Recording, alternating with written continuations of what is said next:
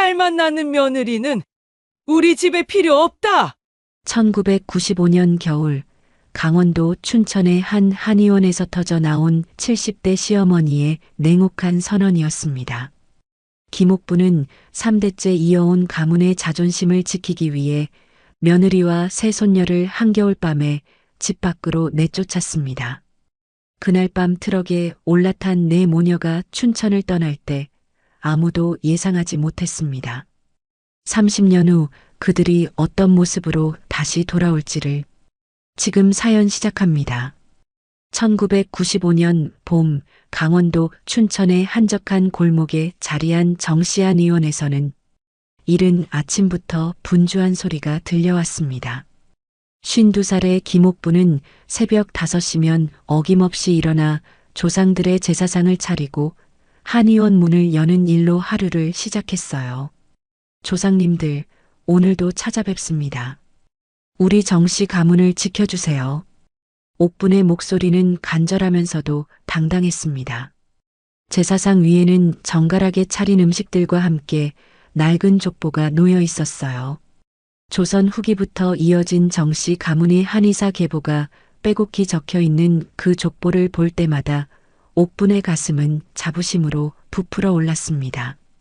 한의원 대청 벽에는 정씨안 의원이라고 적힌 오래된 현판이 걸려 있었어요.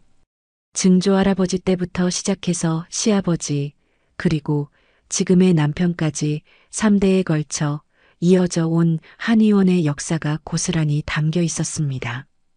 현판 아래로는 각종 한약재들이 정리된 커다란 한약장이 서 있었고 그 앞에는 환자들을 진맥하는 낮은 상이 놓여 있었어요. 여보, 벌써 일어났어? 남편 정항구가 진료실에서 나오며 아내에게 인사했습니다. 55살의 항구는 이 지역에서 가장 실력 있는 한의사로 소문난 인물이었어요. 환자들은 멀리 서울에서도 그를 찾아올 정도였습니다. 그럼요. 오늘도 환자들이 많이 올 테니까 준비를 서둘러야죠. 옥부는 만족스러운 표정으로 대답했습니다. 정씨안 의원은 이 지역에서 가장 번성하는 의료기관 중 하나였어요. 남편의 뛰어난 실력과 함께 자신이 꼼꼼하게 챙기는 한의원 운영 덕분이었습니다. 아침 8시가 되자 옥부는 한의원 앞마당을 쓸기 시작했어요. 마당 한쪽에는 각종 약초들이 말리고 있었고 다른 쪽에는 환자들이 앉아서 기다릴 수 있는 평상이 놓여 있었습니다. 옥분이 청소를 하고 있는데 이웃집 김순옥이 지나가다 인사를 건넸어요. 옥분 씨, 오늘도 부지런하시네요. 한의원이 번창하니까 좋겠어요. 고맙습니다. 조상님들 덕분이죠. 옥분의 대답에는 자부심이 가득했습니다. 순옥은 빗자루질하는 옥분의 모습을 지켜보다가 조심스럽게 입을 열었어요. 그런데 태민이는 언제쯤 내려올까요? 아들이 가업을 이어받으면 더 든든하겠어요. 곧 내려올 거예요. 지금 서울에서 마지막 수련을 받고 있거든요. 옥분의 목소리에는 아들에 대한 믿음과 기대가 묻어 있었습니다. 30살의 태민은 한의대를 졸업한 후 서울의 큰 한의원에서 임상 경험을 쌓고 있었어요. 언젠가는 고향으로 돌아와 정씨 한의원을 이어받을 예정이었습니다. 미숙이와 손녀들은 어때요? 건강하게 잘 지내고 있죠? 순옥의 질문에 옥분의 표정이 미묘하게 변했습니다. 며느리 미숙과 손녀들에 대한 복잡한 감정이 얼굴에 스쳐 지나갔어요. 잘 지내고 있어요. 다만 옥분은 말을 멈추고 한숨을 살짝 쉬었습니다. 손녀가 셋이나 되는 상황이 못내 아쉬웠어요.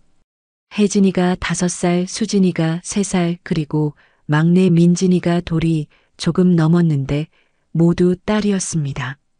그래도 손녀들이 다 예쁘고 똑똑하다고 하던데요. 특히 큰애는 정말 영리하다며요? 그런가요? 옥부는 별 관심 없다는 듯 대답했습니다. 사실 손녀들의 성장에 대해서는 크게 신경 쓰지 않았어요. 딸들은 언젠가 시집가면 남의 집 사람이 될 테니까요. 정씨 가문의 대를 이을 수 있는 건 아들뿐이라고 굳게 믿고 있었습니다. 순옥이 돌아간 후 옥부는 한의원 안으로 들어가 남편의 진료 준비를 도왔습니다. 각종 한약재들을 정리하고 침구용품들을 소독하며 환자 기록부들을 정돈했어요. 이 모든 일을 하면서도 옥분의 마음 한구석에는 늘 같은 걱정이 자리하고 있었습니다. 오전 10시쯤 서울에서 전화가 걸려왔습니다. 태민에게서 온 전화였어요. 어머니, 잘 지내셨어요? 응, 태민아. 잘 지내고 있니? 몸은 괜찮고? 네, 건강하게 잘 지내고 있어요. 수련도 순조롭게 진행되고 있고요. 태민의 목소리는 밝고 활기찼습니다. 옥부는 아들의 목소리를 들으니 기분이 좋아졌어요. 그나저나 미숙이와 아이들은 어떻게 지내고 있어? 잘 지내고 있어요. 혜진이가 요즘 책 읽기를 정말 좋아해요. 어제는 한의학 관련 동화책을 보더니 자기도 한의사가 되고 싶다고 하더라고요. 태미는 웃음 섞인 목소리로 말했습니다. 하지만 옥분의 표정은 순간 굳어졌어요. 뭐라고? 한의사가 되고 싶다고? 네, 정말 귀엽지 않아요? 아빠처럼 한의사가 되어서 아픈 사람들을 고쳐주고 싶다고 하는데 옥분의 얼굴이 심각해졌습니다. 전화기를 든 손에 힘이 들어갔어요. 태민아, 그런 말 시키지 마라. 네? 왜요? 한의사는 남자가 하는 거야. 여자가 무슨 한의사야? 옥분의 목소리가 단호해졌습니다. 태민은 전화기 너머에서 당황하는 기색이었어요. 어머니, 요즘은 여자 한의사도 많잖아요. 시대가 달라졌어요. 시대가 달라졌어도 우리 집은 다르다. 정씨 한의원은 대대로 남자들이 이어온 거야. 그걸 여자가 어떻게 이어받겠어? 옥분의 목소리에는 확고한 신념이 담겨 있었습니다. 태민은 더 이상 말하지 못하고 그냥 네, 알겠습니다라고만 대답했어요. 전화를 끊고 난 후 옥분은 마음이 불편했습니다. 5살짜리 손녀가 한의사가 되고 싶다는 말이 자꾸 머릿속에 맴돌았어요. 그런 생각을 가질 시간에 차라리 며느리가 아들을 하나 더 낳아줬으면 좋겠다는 생각이 들었습니다. 오전 9시부터 환자들이 하나둘씩 찾아오기 시작했습니다. 오후 2시쯤에는 동네에 사는 박씨 할머니가 진료를 받으러 왔어요. 원장님, 무릎이 아파서 왔어요. 항구가 진맥을 하는 동안 옥부는 환자와 이야기를 나누었습니다. 할머니, 아드님은 잘 지내세요? 응, 잘 지내고 있어. 며느리가 아들을 또 낳아줘서 기뻐 죽겠다니까. 박씨 할머니의 말에 옥분의 표정이 어두워졌습니다. 남의 집 손자 이야기를 들으니 괜히 기분이 상했어요. 우리 태민이도 빨리 아들을 낳아줬으면 좋겠는데. 옥분이 중얼거리자 박씨 할머니가 고개를 끄덕였어요. 그래야 가문이 이어지지. 딸만 있으면 뭐해. 결국 남의 집 사람이 되는 건데. 맞아요. 정말 그래요. 옥부는 박씨 할머니의 말에 깊이 공감했습니다. 딸은 언젠가 시집가면 남의 집 사람이 되지만 아들은 평생 자기 집 사람이라는 생각이 확고했어요. 그날 저녁 옥부는 족보를 다시 한번 펼쳐봤습니다. 정씨 가문의 한의사들 이름이 빼곡히 적혀 있는 그 족보에서 태민의 이름 아래는 아직 공백이었어요. 언젠가 태민의 아들 이름이 그 자리에 적힐 날을 꿈꾸며 옥부는 조상님들께 간절히 기도했습니다. 조상님들, 우리 태민이에게 아들을 점지해 주세요. 정씨 한의원이 대대로 이어질 수 있도록 도와주세요. 밤이 깊도록 옥분의 기도는 계속됐습니다. 3대째 이어온 한의원의 자존심을 지키고 싶은 마음이 간절했어요. 아들만이 가문의 대를 이을 수 있다는 믿음은 변하지 않았습니다.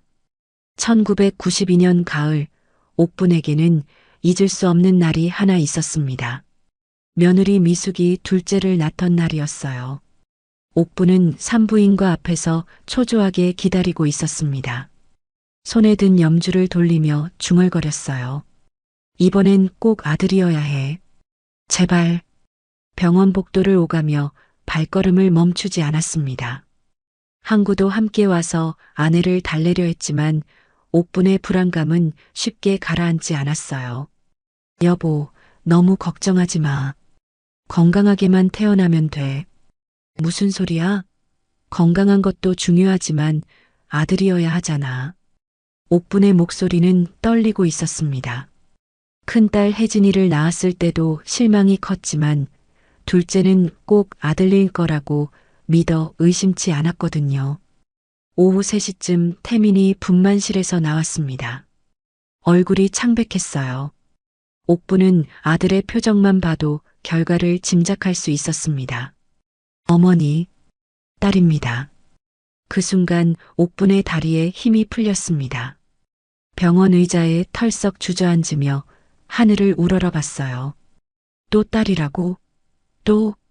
옥분의 목소리가 병원 복도에 울려 퍼졌습니다. 다른 사람들이 쳐다볼 정도였어요. 항구가 당황해서 아내를 진정시키려 했지만 소용없었습니다. 조상님들이 우리를 버리셨나 봐. 옥부는 눈물을 흘리며 중얼거렸습니다. 태미는 어머니의 그런 모습을 보며 가슴이 아팠지만 뭐라고 위로해야 할지 몰랐어요. 그날부터 옥분의 며느리에 대한 태도가 완전히 달라졌습니다. 미숙이 산후조리를 위해 친정에 가 있는 동안에도 마음이 편치 않았어요. 딸만 둘이면 어떡하지? 이러면 우리 집안이 어떻게 되는 거야? 옥부는 하루 종일 이런 말을 반복했습니다. 항구가 달래려 해도 소용없었어요. 여보, 아직 젊으니까 아들을 낳을 기회가 있어. 언제까지 기다려야 해? 우리도 늙어가는데. 2주일 후 미숙이 둘째 딸 수진을 데리고 집으로 돌아왔을 때 옥분의 차가운 시선이 며느리를 맞이했습니다. 고생했어. 옥분의 인사는 건성이었어요. 예전에 혜진을 낳았을 때와는 천지 차이였습니다. 미숙은 시어머니의 표정에서 실망감을 고스란히 읽을 수 있었어요. 그날 저녁 식사 때 옥부는 며느리를 따로 불렀습니다. 미숙아, 이제 아들 계획을 세워야지. 네. 어머님, 아직 수진이가 어린데요. 언제까지 기다릴 거야?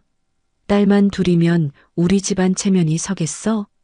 옥분의 목소리는 차갑게 식어 있었습니다. 미숙은 갓 출산한 몸으로 이런 압박을 받아야 한다는 현실이 버거웠어요. 1994년 봄 미숙이 다시 임신했다는 소식에 옥분의 얼굴이 환해졌습니다. 이번엔 정말 아들이겠지? 옥분은 매일 조상님들께 기도를 드렸어요. 제사상 앞에 무릎을 꿇고 간절히 빌었습니다. 조상님들, 이번만은 꼭 손자를 점지해 주세요. 임신 기간 내내 옥부는 미숙을 극진히 돌봤습니다. 몸에 좋다는 음식은 무엇이든 해주었고 무거운 일은 시키지 않았어요. 아들을 낳을 확률을 높이기 위해서였습니다. 하지만 1994년 12월 또다시 실망스러운 소식이 전해졌습니다. 어머니, 셋째도 딸입니다. 태민의 목소리는 점점 작아졌어요. 옥부는 이번에는 말을 할 수가 없었습니다. 온몸이 부들부들 떨리면서 현기증이 났어요. 세상에, 딸만 셋이라니. 옥부는 의자에 주저앉으며 가슴을 부여잡았습니다. 정씨 한의원 3대의 역사가 자신에 대해서 끝날 위기에 처한 것 같았어요. 그날 밤 옥부는 잠을 이룰 수 없었습니다. 딸만 셋을 낳은 며느리에 대한 원망이 가슴속에서 타올랐어요. 새벽까지 뒤척이다가 결국 일어나 제사상 앞에 앉았습니다. 여보, 이럴 줄 알았으면 태민이를 다른 여자와 결혼시킬 걸 그랬어. 남편의 영정은 없었지만 살아계실 때 하던 자리를 바라보며 중얼거렸어요. 며칠 후 미숙이 셋째 딸 민진을 데리고 친정에서 돌아왔을 때 옥분의 표정은 얼음처럼 차가웠습니다. 또 딸이네. 옥분의 첫마디였어요. 축하 인사도 없었습니다. 미숙은 갓난아기를 안고서 고개를 숙였어요. 어머님, 죄송합니다. 죄송하다고? 뭘 잘못했다고 죄송해? 옥분의 말투는 비꼬는 듯 했습니다. 미숙은 눈물이 날 것 같았지만 꾹 참았어요. 그 후로 옥분의 며느리와 손녀들에 대한 태도는 완전히 달라졌습니다. 5살이 된 혜진이 할머니하고 부르며 다가와도 고개를 돌려버렸어요. 할머니, 왜 저를 안 봐주세요? 혜진의 순진한 질문에도 옥분은 대답하지 않았습니다. 아이가 무슨 잘못이 있겠어요. 하지만 딸이라는 것 자체가 옥분에게는 실망이었습니다. 둘째 수진이 감기에 걸려 열이 날 때도 옥분은 관심을 보이지 않았어요. 아이가 아픈데 병원에 데려가야 하지 않을까요? 미숙이 시어머니에게 말했지만 옥분은 냉랭했습니다. 내가 알아서 해. 예전 같으면 손녀가 아프면 밤새 간병했을 옥분이었는데 이제는 완전히 달랐어요. 1995년 어느 날 5살 혜진이 옥분 앞에 와서 그림책을 펼쳐 보였습니다. 할머니, 저도 한의사 될래요. 아픈 사람들 고쳐주고 싶어요.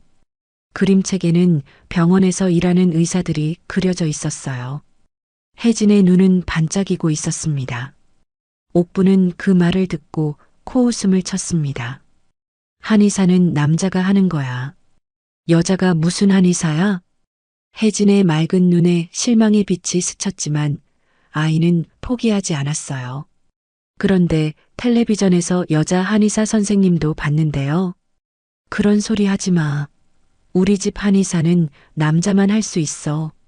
옥분의 호통에 혜진은 울음을 터뜨리며 엄마 품으로 뛰어갔습니다. 미숙은 딸을 달래면서도 시어머니를 원망스럽게 바라봤어요.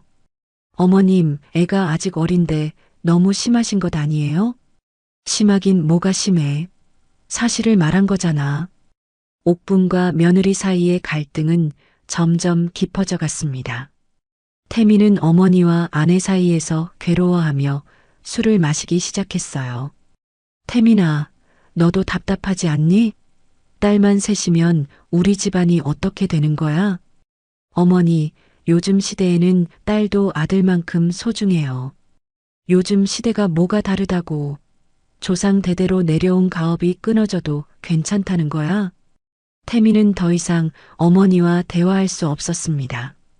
밤마다 소주를 마시며 고민에 빠졌어요. 집안 분위기는 날로 차가워져 갔습니다. 미숙은 시어머니 눈치를 보며 조심스럽게 생활해야 했어요. 손녀들도 할머니가 무서워서 숨죽여 지내게 되었습니다. 옥분은 손녀들을 볼 때마다 혀를 찼어요. 쓸모없는 것들. 이런 말을 들은 아이들은 더욱 위축되었습니다. 특히 혜진은 할머니의 차가운 시선을 받으며 자존감이 많이 떨어졌어요. 그럼에도 아이들은 나름대로 씩씩하게 자라고 있었습니다. 혜진은 책 읽기를 좋아했고 수지는 활발한 성격이었으며 민지는 조용하지만 관찰력이 뛰어났어요. 하지만 옥분의 눈에는 그런 손녀들의 장점이 보이지 않았습니다. 오직 아들이 없다는 사실만이 그녀를 괴롭혔어요. 그렇게 옥분의 실망과 분노는 계속 쌓여갔고 며느리와 손녀들에 대한 냉대는 더욱 심해져만 갔습니다. 정씨 한의원의 미래에 대한 절망감이 옥분의 마음을 짓누르고 있었어요. 1995년 10월 정씨 한의원의 분위기는 날로 무거워져 갔습니다. 옥분의 얼굴에는 항상 불만과 실망이 깃들어 있었고 미숙은 시어머니의 눈치를 보며 조심스럽게 생활했어요. 손녀들은 할머니가 무서워서 집안에서도 웃음소리를 내지 못했습니다. 옥분은 하루에도 몇 번씩 족보를 펼쳐보며 한숨을 쉬었어요. 조선시대부터 이어져 온 정씨 가문의 한의사들 이름을 손가락으로 짚어가며 중얼거렸습니다. 이 모든 역사가 내 대에서 끝나는 건가? 옥분의 목소리에는 절망감이 묻어 있었어요. 3대째 이어온 한의원을 지켜내야 한다는 책임감이 그녀를 짓누르고 있었습니다. 어느 날 오후 옥부는 미숙을 따로 불렀습니다. 부엌에서 설거지를 하고 있던 며느리를 돌아보는 시어머니의 눈빛은 차가웠어요. 미숙아, 앉아봐. 옥분의 목소리는 평소보다 더욱 냉랭했습니다. 미숙은 손을 닫고 시어머니 앞에 앉았어요. 가슴이 두근거렸습니다. 어머님, 무슨 일이신가요? 무슨 일이긴. 너도 알잖아. 옥부는 팔짱을 끼고 며느리를 쏘아봤습니다. 미숙의 어깨가 움츠러들었어요. 이제 결정을 해야겠어. 아들을 낳든지 아니면 이 집을 나가든지. 미숙의 얼굴이 하얗게 질렸습니다. 설마 했던 일이 현실이 되는 순간이었어요. 어머님, 그게 무슨 말씀이세요? 못 알아듣겠어? 딸만 셋 낳고 우리 집안 체면을 구기는 며느리는 필요 없다는 뜻이야. 옥분의 말투는 단호했습니다. 미숙은 눈물이 핑 돌았지만 꾹 참았어요. 어머님, 아이들은 뭔 죄가 있어서요? 아이들 얘기가 아니야. 너 얘기지. 옥부는 고개를 돌리며 말했습니다. 미숙은 더 이상 말할 수 없었어요. 시어머니의 확고한 결심을 느낄 수 있었습니다. 그날 저녁 태민이 서울에서 전화를 걸어왔을 때 집안 분위기는 얼어붙어 있었습니다. 어머니, 안녕하세요. 집은 괜찮죠? 괜찮을 리가 있겠니? 딸만 셋인 집이 무슨 괜찮아. 옥분의 목소리는 차가웠어요. 태민은 전화기 너머에서 심상치 않은 분위기를 느꼈습니다. 어머니, 무슨 일 있으세요? 태민아, 너 언제 내려올 거야? 다음 달쯤 내려갈 예정인데요. 왜요? 미숙이 문제를 정리해야겠어. 태민의 가슴이 철렁했습니다. 어머니의 말투에서 심각한 상황을 감지했어요. 어머니, 그게 무슨... 너도 결정해야 해. 어머니를 택할 거냐, 아니면 딸만 낳는 여자를 택할 거냐. 옥부는 일방적으로 전화를 끊어버렸습니다. 태민은 서울 자취방에서 전화기를 들고 멍하니 서 있었어요. 그날 밤 태민은 잠을 이룰 수 없었습니다. 어머니의 말이 계속 머릿속을 맴돌았어요. 술을 한 잔 마시고 또 마셨습니다. 어머니와 아내 사이에서 선택을 해야 한다는 현실이 버거웠어요. 어떻게 해야 하지? 태민은 혼자 중얼거리며 밤새 고민했습니다. 어머니의 뜻을 거스르는 것은 불효이지만 아내와 아이들을 버리는 것도 인간으로서 할 수 없는 일이었어요. 며칠 후 옥부는 동네 사람들과 이야기하면서 자신의 생각을 드러냈습니다. 이웃집 순옥이 한의원에 들렀을 때였어요. 옥분 씨, 요즘 집안 분위기가 왜 이래요? 미숙이 얼굴이 어두워 보이던데. 그게 다 딸만 셋 때문이에요. 옥부는 한숨을 쉬며 대답했습니다. 순옥은 조심스럽게 물었어요. 그래도 손녀들이 다 예쁘고 똑똑한데 그렇게 속상해할 일인가요? 순옥 씨, 딸이 아무리 예뻐도 남의 집 사람이 되는 건 마찬가지잖아요. 우리 집안대를 누가 잇겠어요? 옥분의 목소리에는 확신이 묻어 있었습니다. 순옥도 고개를 끄덕였어요. 당시만 해도 그런 생각이 일반적이었습니다. 그렇긴 하죠. 아들이 있어야 가문이 이어지니까. 이런 식으로 동네 사람들도 대부분 옥분의 편이었어요. 미숙은 점점 고립되어 갔습니다. 한편 5살 혜진은 집안 분위기가 이상하다는 것을 느끼고 있었습니다. 어느 날 엄마에게 조심스럽게 물어봤어요. 엄마, 할머니가 왜 우리를 안 좋아해요? 미숙은 딸의 순진한 질문에 가슴이 아팠습니다. 어떻게 설명해야 할지 막막했어요. 할머니가 우리를 안 좋아하는 게 아니야. 그냥 복잡한 어른 일이야.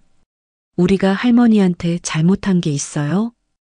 혜진의 맑은 눈을 보니 미숙은 눈물이 날 것 같았습니다. 아이들에게는 아무 잘못이 없는데 이런 상황을 겪어야 한다는 것이 안타까웠어요.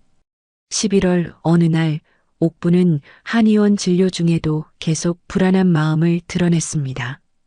환자 한 분이 물어봤어요. 원장님, 요즘 표정이 안 좋으시네요. 무슨 걱정이라도 있으세요? 아, 별거 아닙니다. 집안일로 좀 복잡해서요. 옥부는 대충 얼버무렸지만 환자는 계속 관심을 보였어요. 혹시 며느리 문제인가요? 요즘 며느리들 말 안 듣는다고 하던데. 글쎄요. 딸만 셋이니까 답답하죠. 옥분의 말에 환자가 고개를 끄덕였습니다. 아, 그럼 정말 속상하시겠어요. 아들이 있어야 대가 이어지는 건데. 이런 대화들이 옥분의 확신을 더욱 굳건하게 만들었어요. 자신의 생각이 틀리지 않다고 믿게 되었습니다. 12월 초 태민이 드디어 서울에서 내려왔습니다. 집에 도착하자마자 무거운 분위기를 느꼈어요. 아이들은 아버지를 보고 반가워했지만 평소보다 조용했습니다. 아빠, 할머니가 화나 있어요. 수진이가 아버지에게 작은 목소리로 말했습니다. 태민은 가슴이 답답했어요. 그날 저녁 옥부는 아들을 불러 앉혔습니다. 항구도 함께 자리했어요. 태민아, 이제 결정할 때가 됐어. 옥분의 목소리는 단단했습니다. 태민은 고개를 숙였어요. 어머니, 그게 뭐가 그렇게 고민이야? 우리 집안 300년 역사가 딸들 때문에 끝나도 괜찮다는 거야? 옥분의 목소리가 높아졌습니다. 항구가 중재하려 했지만 소용없었어요. 여보, 너무 급하게 생각하지 말고. 급하긴 뭐가 급해요? 벌써 딸을 셋이나 낳았는데 더 기다리라고요? 옥부는 남편의 말도 끊어버렸습니다. 태미는 괴로운 표정으로 고민에 빠졌어요. 어머니, 시간을 좀 주세요. 생각해 볼게요. 생각할 게 뭐가 있어? 딸만 낳는 며느리 때문에 우리 집안이 망해도 된다는 거야? 옥분의 분노는 점점 커져만 갔습니다. 태미는 더 이상 대답할 수 없었어요. 그날 밤 태미는 술을 마시며 밤새 고민했습니다. 어머니의 압박과 아내에 대한 미안함 사이에서 괴로워했어요. 결국 술에 취해 잠들었지만 문제는 해결되지 않았습니다. 다음 날 아침 옥부는 며느리에게 마지막 경고를 했습니다. 미숙아, 이번 주 안에 짐 싸라. 미숙은 더 이상 참을 수 없었습니다. 눈물을 흘리며 시어머니께 매달렸어요. 어머님, 제발이요. 아이들 생각해서라도. 아이들은 내가 상관할 바 아니야. 내가 알아서 해. 옥부는 냉정하게 말하며 자리를 떠났습니다. 미숙은 그 자리에 주저앉아 울음을 터뜨렸어요. 폭풍전야의 긴장감이 정시 한의원을 짓누르고 있었습니다. 이제 정말로 선택의 시간이 다가오고 있었어요. 1995년 12월 15일 춘천에 첫눈이 내리기 시작했습니다. 하얀 눈송이들이 정시 한의원 마당에 소리 없이 쌓여갔지만 집안의 분위기는 얼어붙은 겨울보다 더 차가웠어요. 옥부는 이른 아침부터 조상님들께 제사를 지내며 간절히 기도했습니다. 제사상 앞에 무릎을 꿇고 앉아 촛불을 바라보는 그녀의 얼굴에는 결연한 의지가 서려 있었어요. 조상님들, 오늘 중요한 결정을 내려야 합니다. 정씨 가문을 지킬 수 있도록 도와주세요. 옥분의 목소리는 떨렸지만 확고했습니다. 이미 마음의 결정을 내린 상태였어요. 아침 8시 태민이 안방에서 나왔을 때 얼굴이 말이 아니었습니다. 며칠간 술을 마시며 고민한 흔적이 역력했어요. 눈가는 붓고 수염은 거칠게 자라 있었습니다. 태민아, 밥 먹어라. 항구가 아들을 부르며 말했지만 태민은 고개를 저었어요. 아버지, 밥은 나중에 먹을게요. 태민의 목소리는 힘이 없었습니다. 며칠간의 고민이 그를 완전히 지쳐 보이게 만들었어요. 그때 옥분이 부엌에서 나와 아들을 똑바로 바라봤습니다. 태민아, 오늘 답을 들어야겠어. 어머니, 더 이상 미룰 수 없어. 어머니를 택할 거야? 아니면 딸만 낳는 여자를 택할 거야? 옥분의 목소리는 차갑고 단호했습니다. 태민의 어깨가 축 처졌어요. 이때 미숙이 아이들과 함께 방에서 나왔습니다. 5살 혜진은 엄마 손을 꼭 잡고 있었고 3살 수지는 엄마 치마를 붙들고 있었어요. 돌이 갓 지난 민지는 미숙의 품에 안겨 있었습니다. 어머님, 아침 인사드려요. 미숙이 조심스럽게 인사했지만 옥부는 쳐다보지도 않았어요. 아이들은 할머니의 차가운 시선을 받으며 더욱 엄마에게 바짝 붙었습니다. 아빠, 할머니가 왜 화나 있어요? 혜진이 아버지에게 작은 목소리로 물었습니다. 태미는 딸의 맑은 눈을 제대로 쳐다볼 수가 없었어요. 혜진아, 조용히 해. 태민의 대답은 건성이었습니다. 혜진은 아버지의 이상한 반응에 더욱 불안해했어요. 오전 10시쯤 옥부는 마침내 최종 선언을 했습니다. 온 가족이 거실에 모인 가운데였어요. 딸만 낳는 며느리는 이 집에 더 이상 필요 없어. 옥분의 말이 떨어지자 거실이 조용해졌습니다. 미숙의 얼굴이 창백해졌고 아이들은 무슨 일인지 모르면서도 긴장했어요. 어머님, 그게 무슨... 태민아, 이제 내가 선택해. 옥부는 며느리의 말을 끊고 아들을 바라봤습니다. 태민은 고개를 들 수 없었어요. 항구가 나서려 했습니다. 여보, 너무 심한 것 아니야? 아이들도 있는데. 당신은 나서지 마요. 이건 어머니와 아들의 문제예요. 옥부는 남편의 말도 일축했습니다. 항구는 답답한 표정으로 고개를 저었어요. 태민이 마침내 입을 열었습니다. 어머니, 시간을 좀 더 주세요. 시간이 뭐가 더 필요해? 딸만 셋 낳고도 부족해? 옥분의 목소리가 높아졌습니다. 아이들이 깜짝 놀라 엄마에게 더욱 바짝 붙었어요. 미숙이 떨리는 목소리로 말했습니다. 어머님, 저희가 어디로 가라는 건가요? 아이들이 아직 어린데요. 그건 내가 알아서 할 일이야. 내가 상관할 바 아니고. 옥분의 냉정한 대답에 미숙은 눈물이 핑 돌았습니다. 혜진이 엄마의 손을 더욱 세게 잡았어요. 엄마, 우리 어디 가요? 혜진의 순진한 질문에 미숙은 대답할 수 없었습니다. 목이 메어 말이 나오지 않았어요. 태민이 괴로운 표정으로 어머니를 바라봤습니다. 어머니, 정말 이래야 하나요? 내가 우리 집안 300년 역사보다 딸만 낳는 여자가 더 중요하다면 어쩔 수 없지. 옥분의 말에 태민은 머리를 감쌌습니다. 극도의 스트레스에 시달리고 있었어요. 정오가 되어서야 태민이 마침내 결정을 내렸습니다. 그의 얼굴에는 절망과 체념이 뒤섞여 있었어요. 미숙아. 태민이 아내를 부르는 목소리는 떨렸습니다. 미숙은 불안한 표정으로 남편을 바라봤어요. 아이들 데리고 나가. 미숙의 얼굴이 하얗게 질렸습니다. 설마 했던 일이 현실이 되는 순간이었어요. 여보, 정말 그런 뜻이에요? 나는 어머니와 한의원을 지키겠어. 태민의 목소리는 점점 작아졌습니다. 스스로도 믿기 어려운 말을 하고 있었어요. 아빠. 혜진이 아버지에게 달려갔습니다. 아이는 상황을 완전히 이해하지는 못했지만 뭔가 나쁜 일이 일어나고 있다는 것을 느꼈어요. 아빠, 우리 진짜 나가야 해요? 할머니한테 잘못했다고 사과할게요. 혜진이 울먹이며 아버지에게 매달렸습니다. 태민은 딸을 제대로 바라볼 수 없었어요. 혜진아, 아빠가 미안해. 태민의 목소리가 떨렸습니다. 수진도 무슨 일인지 모르면서 울기 시작했어요. 아빠, 우리 왜 나가요? 여기가 우리 집인데.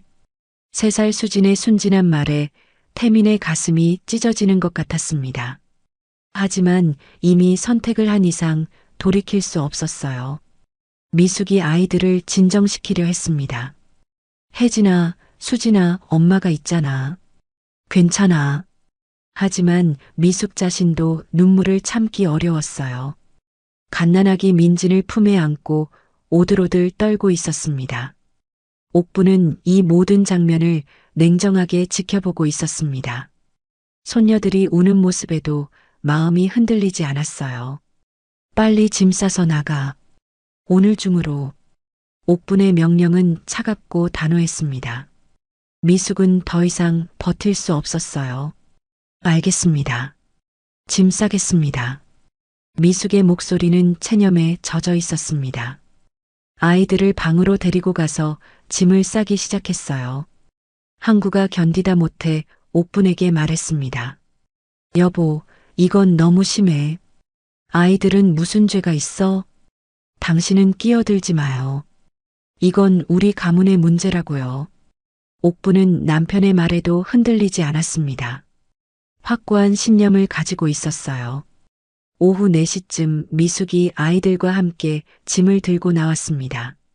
크지 않은 가방 2개가 전부였어요.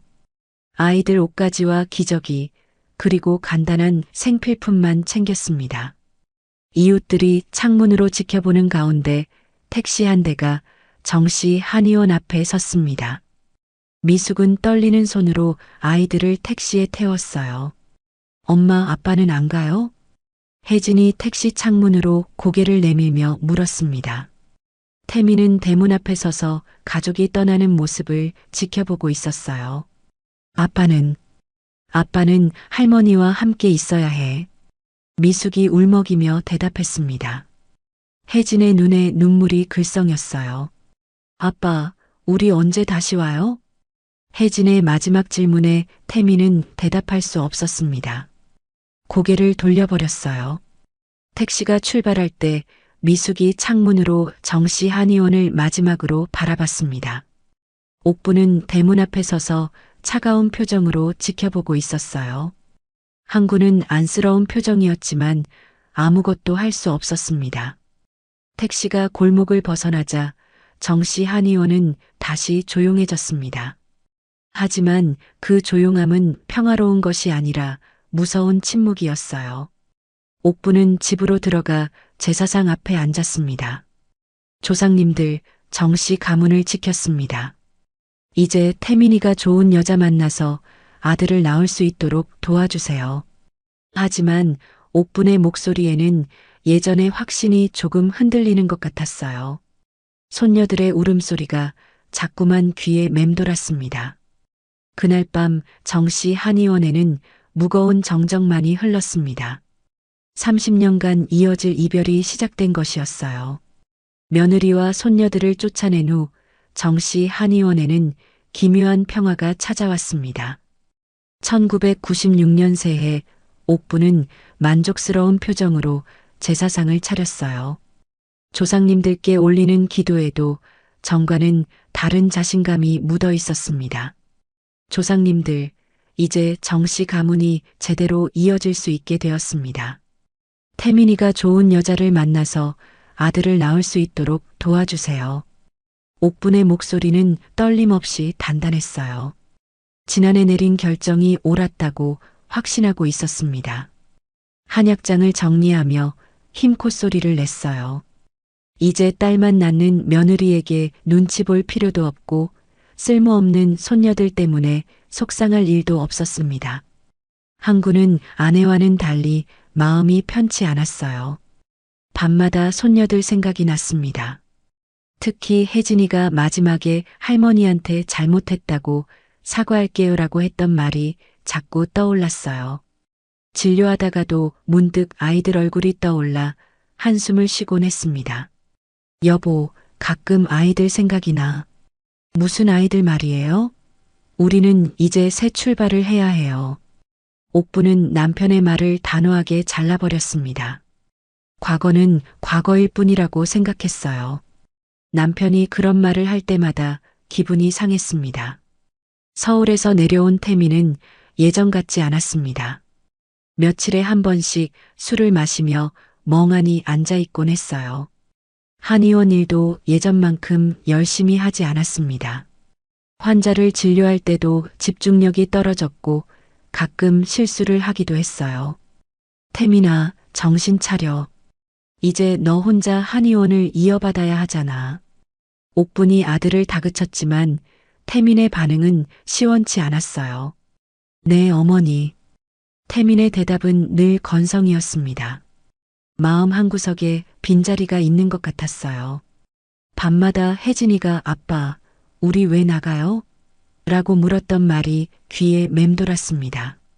1997년이 되어서도 태민의 상태는 나아지지 않았습니다. 오히려 술을 마시는 횟수가 늘어났어요. 항구가 걱정스러운 표정으로 아들을 지켜봤지만 옥부는 다른 생각이었습니다. 새 여자를 만나면 달라질 거야. 지금은 혼자라서 그런 거고. 1998년 봄, 옥부는 태민에게 본격적으로 재혼을 권했습니다.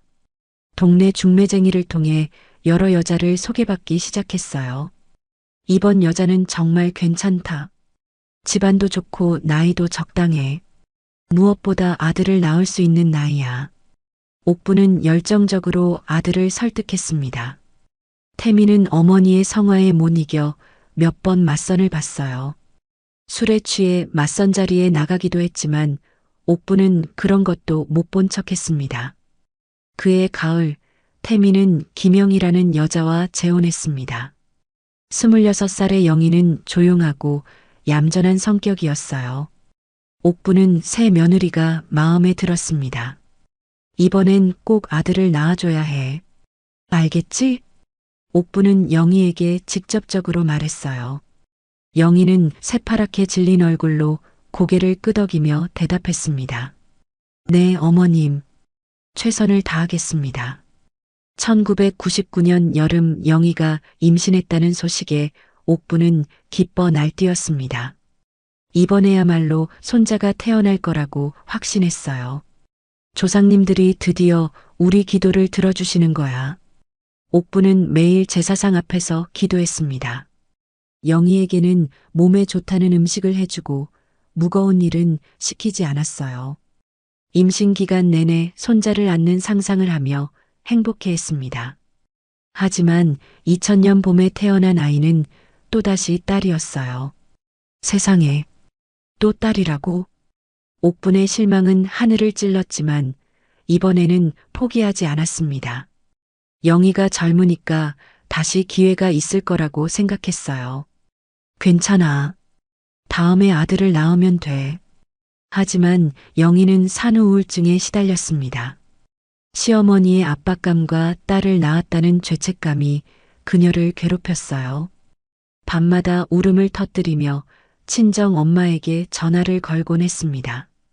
어머님이 저를 실망스러워 하시는 것 같아요. 눈빛이 차가워졌어요. 영희가 태민에게 털어놓았지만 태민도 별다른 위로를 해주지 못했습니다. 자신도 어머니와 아내 사이에서 괴로웠거든요. 결국 2001년 영희는 딸을 데리고 친정으로 돌아가 버렸습니다.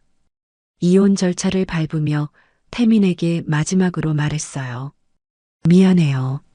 저는 더 이상 못 견디겠어요. 이 집은 너무 무서워요. 태민의 첫 번째 재혼은 그렇게 실패로 끝났습니다. 옥부는 며느리를 원망했어요. 요즘 여자들은 참을성이 없어. 딸 하나 낳고 도망가다니. 예전 미숙이보다도 못해. 2002년에 들어서면서 정시 한의원에는 새로운 문제가 생겼습니다. 환자 수가 눈에 띄게 줄어들기 시작한 거예요.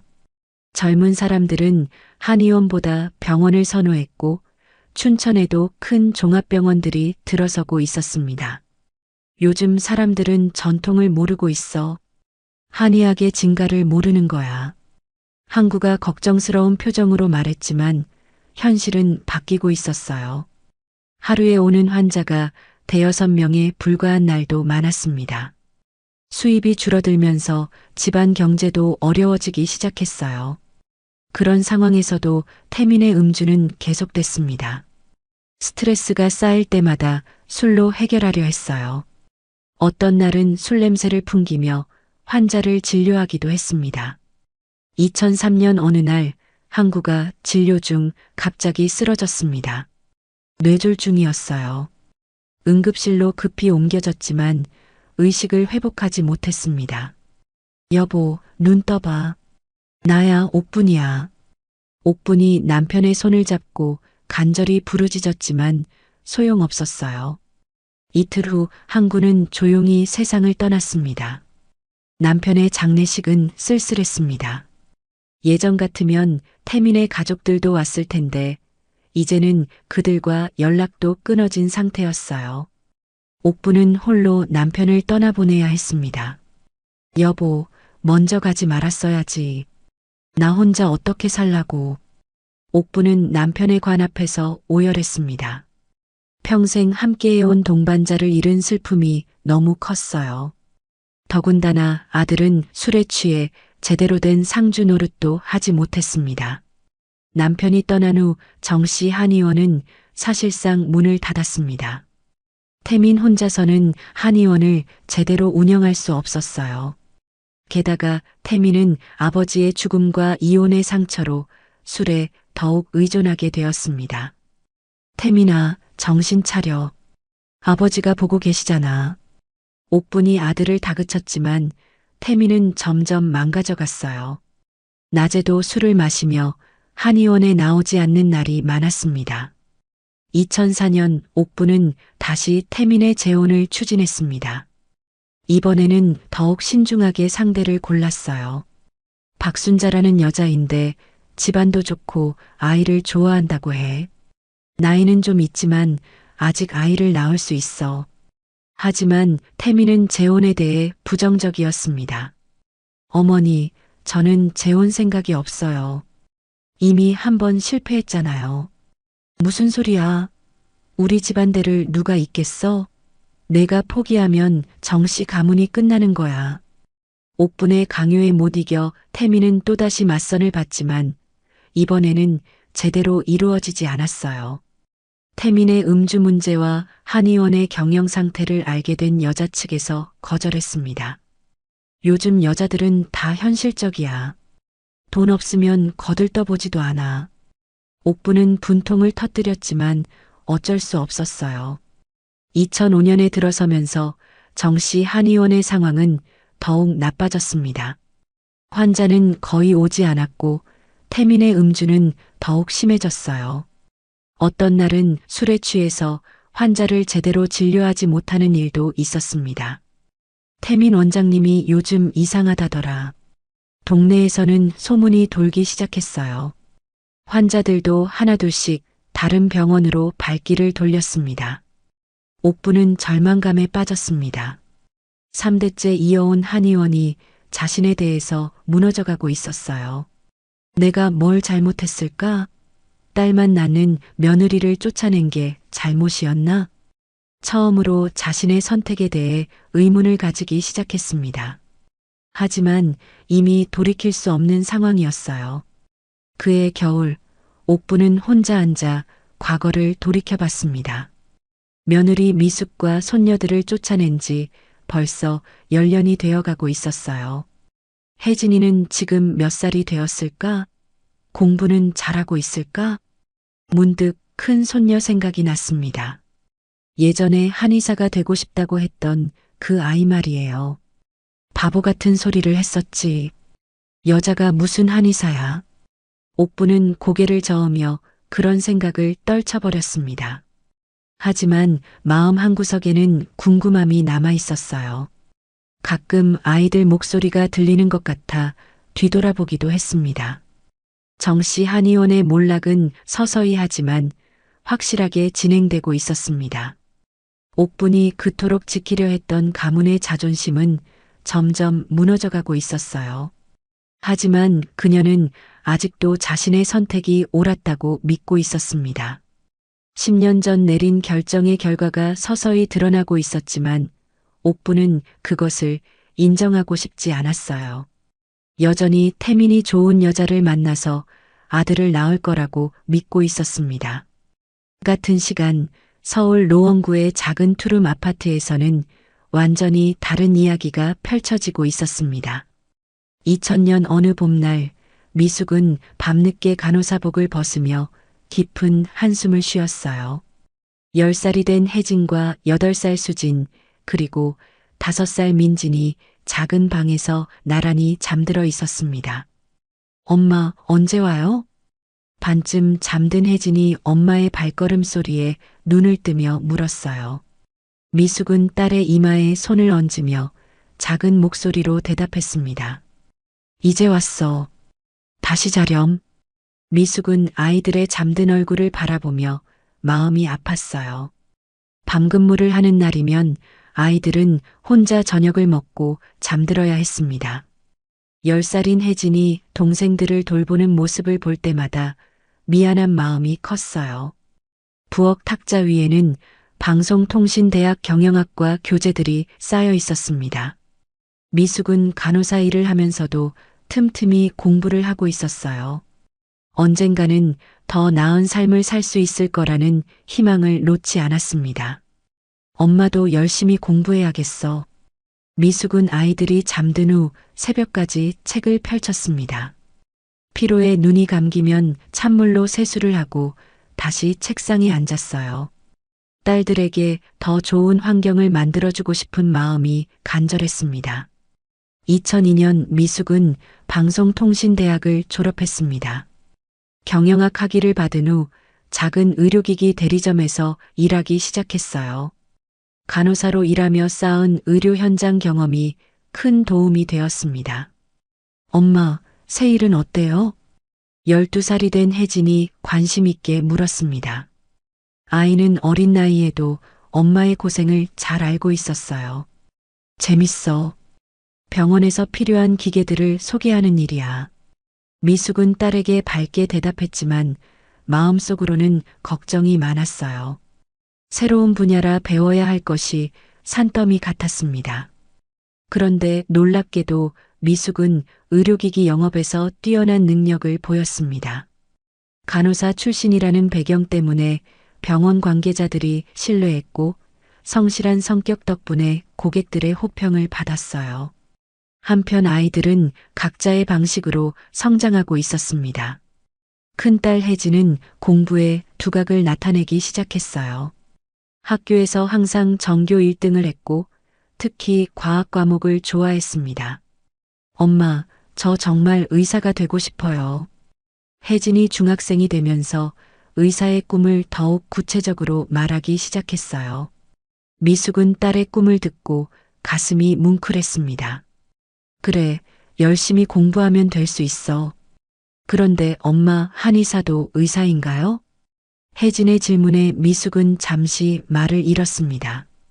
아이가 할아버지의 한의원을 기억하고 있었던 거예요.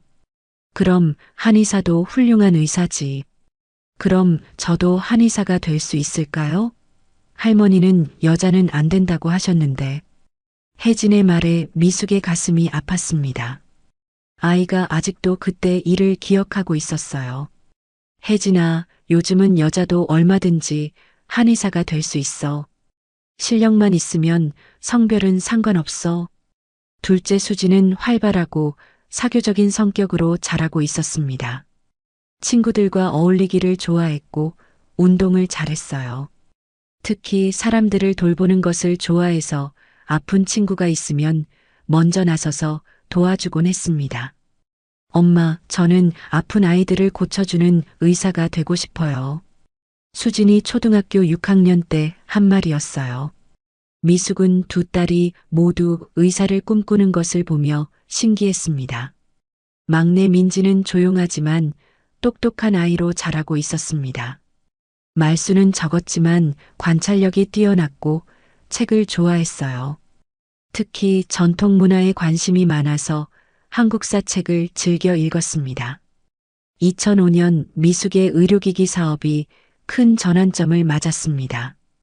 대형 병원에 신제품 의료기기를 납품하는 계약을 성사시킨 거예요. 정말 축하해요, 미숙 씨. 이번 계약으로 회사 매출이 2배는 늘어날 것 같아요. 사장이 미숙을 크게 치하했습니다. 미숙은 그동안의 노력이 결실을 맺는 순간이라고 생각했어요. 그의 미숙은 과감하게 독립을 결심했습니다. 작은 의료기기 회사를 차렸어요. 자본은 부족했지만 그동안 쌓은 인맥과 경험이 있었습니다. 엄마가 사업을 시작한다고? 고등학생이 된 혜진이 놀란 표정으로 물었어요. 응, 조금 힘들겠지만 우리 미래를 위해서야.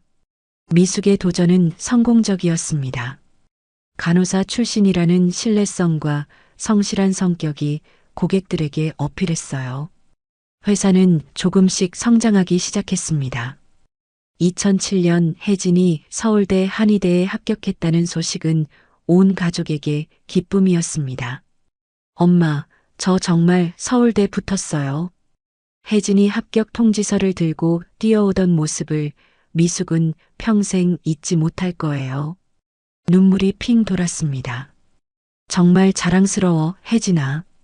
엄마, 제가 한의사가 되면 할머니께서 인정해 주실까요?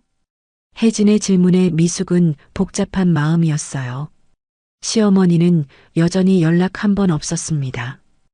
혜진아, 우리는 우리 길을 가는 거야. 다른 사람 인정보다 내가 하고 싶은 일을 하는 게 중요해. 2008년에는 수진이 연세대 의대에 진학했습니다. 자매가 모두 명문의대에 진학한다는 소식에 이웃들이 감탄했어요. 미숙 씨 딸들 정말 대단하네요. 어떻게 키우셨어요? 별거 없어요. 아이들이 알아서 잘 큰 거죠. 미숙은 겸손하게 대답했지만 속으로는 뿌듯했습니다. 힘든 시간을 견뎌낸 보람이 있었어요. 이 무렵 미숙의 회사도 크게 성장했습니다. 직원이 20명이 넘는 중견 기업이 되었어요. 병원들과의 네트워크도 탄탄해졌습니다. 2009년 막내 민진도 고등학생이 되었습니다. 민지는 언니들과는 다른 길을 선택했어요.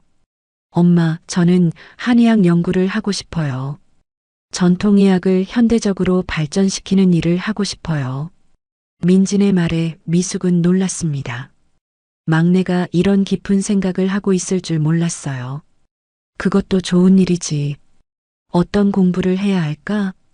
한의학과 과학을 같이 공부하면 될 것 같아요. 할아버지의 한의원도 그런 식으로 발전시킬 수 있을 거예요. 민진의 말에 미숙은 가슴이 뭉클했습니다. 아이가 돌아가신 시아버지를 기억하고 있었던 거예요. 한편 춘천의 정씨 한의원 상황은 점점 더 나빠지고 있었습니다. 태민의 음주 문제는 심각한 수준에 이르렀고 한의원은 거의 문을 닫은 상태였어요. 2010년 미숙은 드디어 대학들의 장학금 지원을 시작했습니다. 특히 의대와 한의대 학생들을 대상으로 한 장학 프로그램을 만들었어요. 어려운 환경에서도 꿈을 포기하지 않는 학생들을 돕고 싶어요. 미숙이 장학금 수여식에서 한 말이었습니다. 자신의 경험을 바탕으로 한 진심 어린 말이었어요. 그의 혜진은 서울대 한의대를 우수한 성적으로 졸업하고 미국 유학을 준비하고 있었습니다. 수지는 의대 3학년으로 성형외과에 관심을 보이기 시작했어요. 언니, 성형외과 의사가 되고 싶어? 응, 사람들에게 자신감을 주는 일인 것 같아서. 자매들의 대화를 들으며 미숙은 감개무량했습니다. 15년 전 춘천에서 쫓겨날 때만 해도 이런 날이 올 줄은 꿈도 못 꿨거든요. 엄마, 우리 정말 많이 변했죠? 혜진이 어느 날 문득 말했어요. 그래, 정말 많이 변했지. 미숙은 창밖을 바라보며 대답했습니다. 이제는 넓은 아파트에서 살고 있었어요. 회사도 안정적으로 운영되고 있었고 딸들은 모두 훌륭하게 자라고 있었습니다. 하지만 가끔 춘천의 정씨 한의원이 생각났어요. 시아버지는 어떻게 지내실까, 태미는 잘 살고 있을까 하는 궁금함이 들곤 했습니다. 엄마는 아빠가 보고 싶지 않아요? 어느 날 민진이 조심스럽게 물었어요. 글쎄, 보고 싶기도 하고 원망스럽기도 하고 복잡해. 미숙의 솔직한 대답이었습니다. 시간이 흘러도 그때의 상처는 완전히 아물지 않았어요.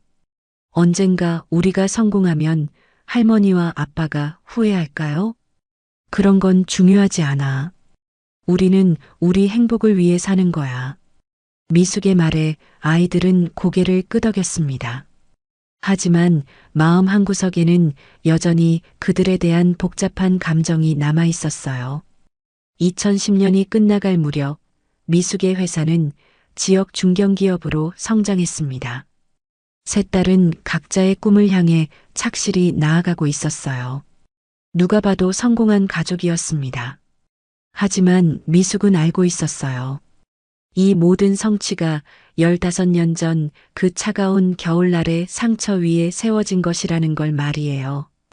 2010년 서울 강남구에 위치한 미숙의 회사 사무실은 활기로 가득했습니다. 의료기기 전문 업체로 성장한 회사에는 20명이 넘는 직원들이 바쁘게 일하고 있었어요. 미숙은 사장실에서 전국의과대학과 한의과대학 장학금 지원 계획서를 검토하고 있었습니다. 사장님, 이번 연도 장학금 지원 대상이 50명을 넘었습니다. 비서가 서류를 들고 와서 보고했어요. 미숙은 만족스러운 표정으로 고개를 끄덕였습니다. 좋습니다. 어려운 환경에서도 꿈을 포기하지 않는 학생들이 많다는 뜻이네요. 미숙의 장학금 사업은 의료계에서 점점 주목받고 있었어요. 특히 한부모 가정이나 경제적으로 어려운 학생들을 우선적으로 지원하는 정책 때문에 많은 칭찬을 받았습니다. 미숙은 자신의 과거 경험을 바탕으로 정말 도움이 필요한 학생들을 선별하는 안목이 뛰어났어요. 사무실 벽에는 각종 감사패와 상장이 걸려 있었습니다. 의료기기 혁신상, 사회공헌 우수기업상, 여성기업인 대상 등 화려한 수상 경력이 미숙의 성공을 말해주고 있었어요. 같은 해 미국 로스앤젤레스에서는 혜진이 UCLA 통합의학과 박사과정에 입학하고 있었습니다. 서울대 한의대를 최우등으로 졸업한 혜진은 전통의학과 현대의학을 융합하는 연구에 매진하고 있었어요. 한국의 전통의학을 과학적으로 검증하고 발전시키는 것이 제 목표입니다. 혜진이 지도교수에게 한 말이었어요. 어린 시절 할머니로부터 들었던 여자가 무슨 한의사냐는 말이 오히려 그녀에게 더 큰 동기가 되었습니다. 연구실에서 밤늦게까지 실험하는 혜진을 보며 동료들은 감탄했어요. 한국에서는 수진이 연세대 의대 5학년으로 성형외과 실습을 받고 있었습니다. 뛰어난 손기술과 섬세함으로 교수들의 인정을 받고 있었어요. 수진 학생은 정말 타고난 외과의사 체질이네. 성형외과 교수가 칭찬할 정도였습니다. 수진은 단순히 미용 목적이 아닌 의료적 필요에 의한 성형외과에 관심이 많았어요. 선천적 기형이나 사고로 인한 외상을 치료하는 재건 성형에 특히 열정을 보였습니다.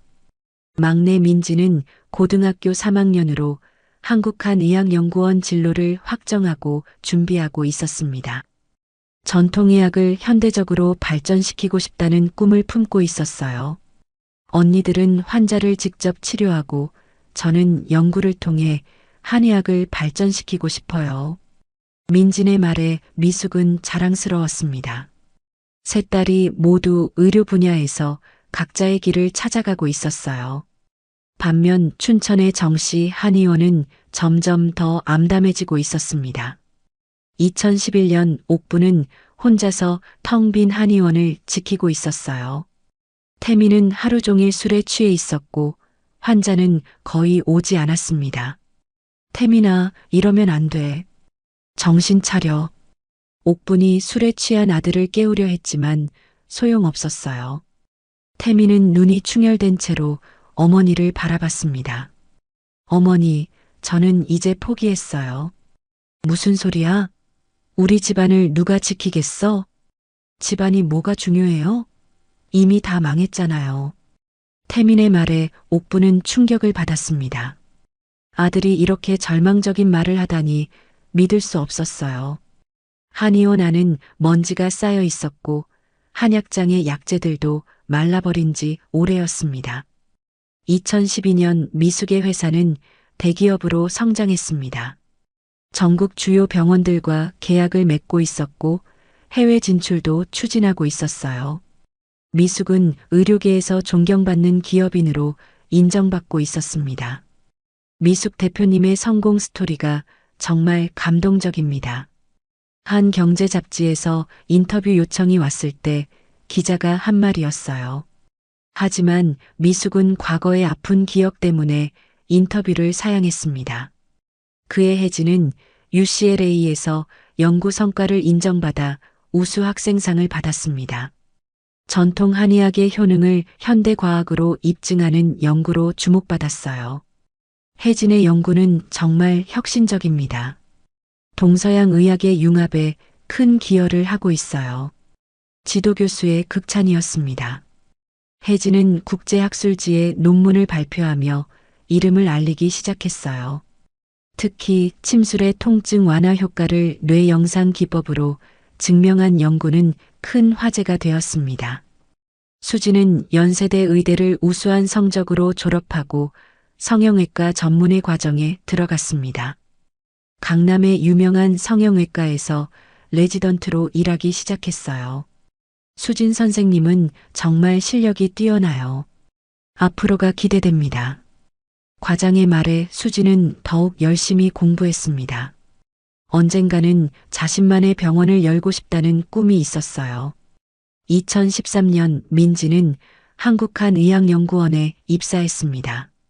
신입연구원으로 시작했지만 뛰어난 아이디어와 열정으로 선배들의 인정을 받았어요. 민진 연구원의 전통의학 현대화 아이디어가 정말 참신해요. 연구소장이 칭찬할 정도였습니다. 민지는 할아버지가 했던 한의학을 현대적으로 발전시키고 싶다는 마음이 간절했어요. 연구원에서는 한약재의 성분을 분석하고 효능을 과학적으로 입증하는 연구에 몰두했습니다. 이 무렵 춘천에서는 비극적인 일이 벌어지고 있었습니다. 태민의 건강이 심각하게 악화되기 시작한 거예요. 지속적인 음주로 인해 간이 망가지기 시작했습니다. 동네 사람들은 혀를 차며 말했어요. 태민이가 예전 같지 않네. 아까운 일이야. 하지만 누구도 적극적으로 도와주지는 않았습니다. 이미 정씨 한의원의 명성은 땅에 떨어진 상태였어요. 2015년 태민은 강경화 진단을 받았습니다. 의사는 즉시 금주를 하고 치료를 받아야 한다고 했지만 태민은 이미 술 없이는 살 수 없는 상태였어요. 어머니, 저는 이제 오래 못 살 것 같아요. 태민이 어머니에게 털어놓았을 때 옥부는 하늘이 무너지는 것 같았습니다. 무슨 소리야? 치료받으면 나아질 거야. 하지만 태민의 상태는 호전되지 않았어요. 정씨 한의원은 사실상 문을 닫은 상태가 되었습니다. 환자는 한 달에 5명 오는 것이 전부였어요. 2016년 혜진은 UCLA에서 박사학위를 받고 교수가 되었습니다. 동양의학과 서양의학을 융합한 통합의학 분야의 권위자로 인정받았어요. 축하해, 혜진아. 정말 자랑스러워. 미숙이 딸의 교수 임용 소식을 듣고 눈물을 흘렸습니다. 20년 전 춘천에서 쫓겨날 때만 해도 상상할 수 없었던 일이었어요. 혜진의 임용 소식은 미국 의료계에서도 화제가 되었습니다. 동양인 여성으로서는 최연소 교수 임용이었거든요. 같은 해 수지는 강남에 자신의 성형외과를 개원했습니다. 의료진 출신 연예인들의 주치의가 되면서 유명해졌어요. 수진 원장님은 정말 실력이 뛰어나세요. 환자들의 입소문이 퍼지면서 병원은 예약이 밀릴 정도로 인기를 끌었습니다. 수진은 단순한 미용 성형보다는 의료적 필요에 의한 치료에 더 중점을 두었어요. 민지는 한국한의학연구원에서 주목받는 연구원으로 성장했습니다. 전통의학의 과학화 프로젝트를 이끌며 여러 상을 받았어요. 민진 연구원의 연구가 한의학 발전에 큰 기여를 하고 있습니다. 연구원장의 치아를 받으며 민지는 더욱 열정적으로 연구에 매진했어요. 특히 한약재의 항암 효과를 과학적으로 입증하는 연구로 국제적 주목을 받았습니다. 2017년 미숙의 회사는 코스닥에 상장했습니다. 의료기기 분야에서 독보적인 위치를 차지하게 된 거예요. 사장님, 정말 축하드립니다. 대단한 성취입니다. 직원들이 축하하는 가운데 미숙은 감개무량했습니다. 20년 전 간호사로 야간 근무를 하던 때를 생각하니 꿈만 같았어요. 상장 기념식에서 미숙은 짧은 소감을 발표했습니다. 이 모든 성취는 어려운 시절을 함께 견뎌준 제 딸들과 직원들 덕분입니다. 그의 세 딸들은 각자의 분야에서 최고 수준에 도달했습니다. 혜진은 UCLA에서 통합의학과 교수로 국제적 명성을 얻었고, 수지는 강남에서 가장 유명한 성형외과 원장이 되었어요. 민지는 한의학 연구의 선두주자로 인정받았습니다. 엄마, 우리 정말 많이 왔죠? 딸들이 모처럼 모인 자리에서 혜진이 말했어요. 그래, 정말 많이 왔지. 너희들이 자랑스러워. 미숙은 딸들을 바라보며 눈시울이 뜨거워졌습니다. 그런데 가끔 할아버지 생각이 나요. 할아버지가 우리를 보면 뭐라고 하실까요? 민진의 말에 모두 잠시 조용해졌습니다. 할아버지는 분명 자랑스러워 하셨을 거야. 미숙이 따뜻하게 대답했어요. 한편 춘천에서는 옥분이 혼자서 모든 고통을 감내하고 있었습니다. 태민의 상태는 계속 악화되고 있었고 의료비도 만만치 않았어요. 어머니, 미안해요. 제가 어머니를 실망시켜서. 태민이 가끔 정신이 맑을 때 어머니에게 사과했지만 옥부는 뭐라고 대답해야 할지 몰랐어요. 2018년 정씨 한의원은 마침내 문을 닫았습니다. 3대째 이어온 역사가 끝나는 순간이었어요. 태민의 건강은 더욱 악화되었고 옥부는 혼자서 모든 것을 감당해야 했습니다. 조상님들, 죄송합니다. 제가 집안을 지키지 못했습니다. 옥부는 마지막 제사를 지내며 울었습니다. 자신이 그토록 지키려 했던 가문의 자존심이 무너져 내리는 순간이었어요. 한의원 간판을 내리는 날, 옥부는 혼자서 오래된 현판을 바라봤습니다. 증조할아버지 때부터 이어져 온 역사가 자신에 대해서 끝나는 것이 너무나 억울했어요. 같은 해 미숙과 딸들은 각자의 분야에서 절정에 달했습니다. 하지만 그들은 아직 모르고 있었어요. 몇 년 후 그들의 진짜 시험이 기다리고 있다는 것을 말이에요. 시간은 모든 것을 바꿔놓고 있었습니다. 한때 쫓겨났던 가족은 성공의 정점에 올랐고 쫓아냈던 가족은 몰락의 끝자락에 서 있었어요. 하지만 이것은 아직 끝이 아니었습니다. 2018년 가을 춘천 한림대성심병원 간병실에는 죽음의 그림자가 짙게 드리워져 있었습니다. 태민은 병상에 누워 천장을 바라보며 깊은 한숨을 쉬고 있었어요. 한때 건장했던 몸은 앙상하게 말라 있었고 얼굴은 황달로 인해 누렇게 변해 있었습니다. 태민아, 물 좀 마셔. 옥분이 컵을 들고 아들 곁에 앉았습니다. 70살이 넘은 그녀의 얼굴에도 세월의 무게가 고스란히 드러나 있었어요. 태민을 간병하느라 밤잠을 설쳐 눈가에는 깊은 다크서클이 자리하고 있었습니다. 어머니, 목이 안 말라요. 태민의 목소리는 가늘고 힘이 없었습니다. 간경화 말기 증상으로 복수가 차서 배가 부풀어 있었고 의식도 흐릿한 상태가 자주 반복되었어요. 그래도 조금이라도 마셔야지. 기력을 유지해야 하잖아. 옥분의 목소리에는 절망감이 묻어 있었습니다.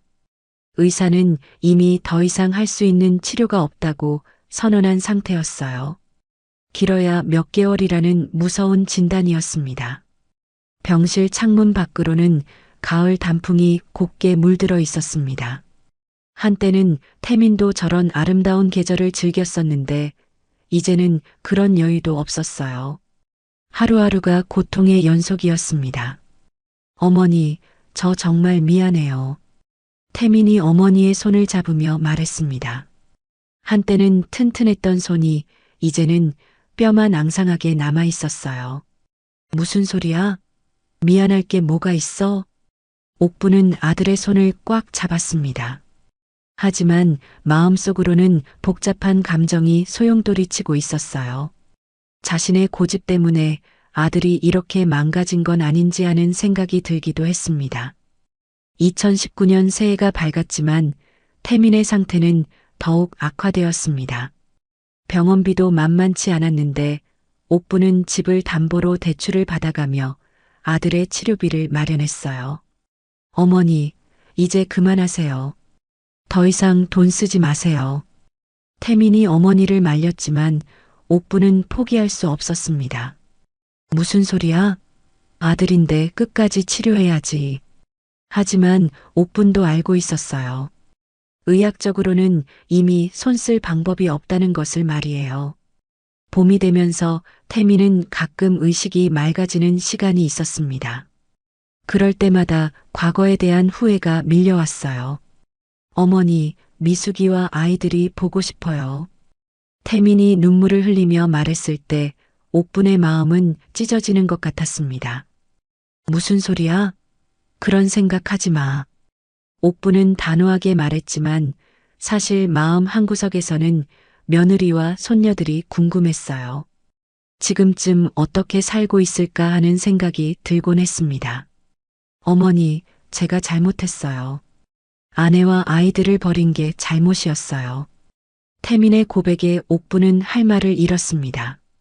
아들이 이렇게 후회하고 있을 줄은 몰랐어요. 그런 소리 하지 마. 너는 어머니와 집안을 선택한 거야. 하지만 옥분의 목소리에는 예전 같은 확신이 없었습니다. 20년이 넘는 세월 동안 아들은 행복하지 못했고 결국 이렇게 병들어 죽어가고 있었어요. 여름이 되자 태민의 상태는 더욱 심각해졌습니다. 의식을 잃고 깨어나기를 반복했고 간혹 헛소리를 하기도 했어요. 혜진아, 수진아, 민진아. 태민이 딸들의 이름을 부르며 중얼거릴 때마다 옥분의 가슴은 아팠습니다. 아들이 얼마나 딸들을 그리워하고 있는지 알 수 있었거든요. 아빠가 미안해. 아빠가 잘못했어. 태민이 눈물을 흘리며 사과하는 모습을 보며 옥부는 처음으로 자신의 선택에 대해 깊이 후회했습니다. 내가 너무 고집을 부렸나? 딸들도 내 핏줄인데. 옥부는 혼자 중얼거렸어요. 하지만 이미 24년이 흘러버린 상황에서 무엇을 어떻게 해야 할지 막막했습니다. 어느 날 담당 의사가 옥분을 따로 불렀습니다. 어머님, 환자분의 상태가 많이 위급합니다. 마음의 준비를 하시는 게 좋겠습니다. 의사의 말에 옥분은 하늘이 무너지는 것 같았어요. 알고는 있었지만 실제로 들으니 받아들이기 어려웠습니다. 얼마나 더 있을 수 있을까요? 길어야 몇 주 정도로 보입니다. 의사의 답변에 옥부는 주저앉을 뻔했어요.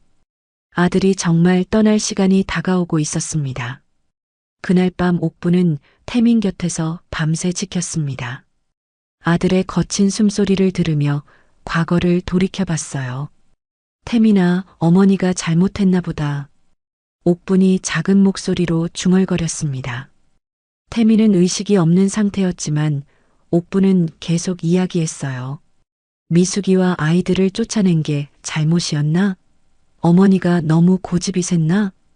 2019년 가을, 태민은 잠시 의식을 회복했습니다. 옥분이 아들의 손을 잡고 있을 때였어요. 어머니. 응, 태민아. 어머니가 여기 있어. 정말 미숙이와 아이들이 보고 싶어요. 태민의 간절한 말에 옥부는 눈물이 핑 돌았습니다. 지금 와서 무슨 소용이야? 24년이나 지났는데. 어머니, 연락해 주세요. 제발. 태민이 애원하는 목소리로 말했지만 옥부는 고개를 저었어요. 그런 소리 하지 마. 우리를 버리고 간 것들을 왜 찾아? 하지만 옥분의 마음속에서는 갈등이 일고 있었습니다. 정말 연락을 해야 하는 건 아닌지 하는 생각이 들었어요. 겨울이 되자 태민의 상태는 급격히 악화되었습니다. 대부분의 시간을 의식 없이 보내게 되었고 가끔 깨어나도 몇 분을 넘기지 못했어요. 2020년 1월 어느 추운 밤 태민이 마지막으로 눈을 떴습니다. 옥부는 아들의 침대 곁에서 졸고 있었는데 태민의 목소리에 깨어났어요. 어머니, 태민아, 깨어났구나. 옥분이 기뻐하며 아들의 손을 잡았습니다. 하지만 태민의 눈빛에서 이별을 직감할 수 있었어요. 어머니, 저 이제 갈 것 같아요. 무슨 소리야? 아직 안 돼. 어머니, 제가 마지막으로 하고 싶은 말이 있어요. 태민의 목소리는 간신히 들릴 정도로 작았습니다. 옥부는 귀를 가까이 대고 들었어요. 미숙이와 아이들에게 미안하다고 전해주세요. 태민아, 저는 정말 바보였어요. 가족을 버린 게 제일 후회돼요. 태민의 말에 옥부는 눈물을 참을 수 없었습니다. 어머니도 미안해요. 어머니 뜻대로 살려고 했는데 결국 실망만 시켜드렸네요. 그런 소리 하지 마. 너는 좋은 아들이었어. 옥분이 울먹이며 말했지만 태민은 이미 눈을 감고 있었어요. 혜진아, 수진아, 민진아, 아빠가 정말 미안하다.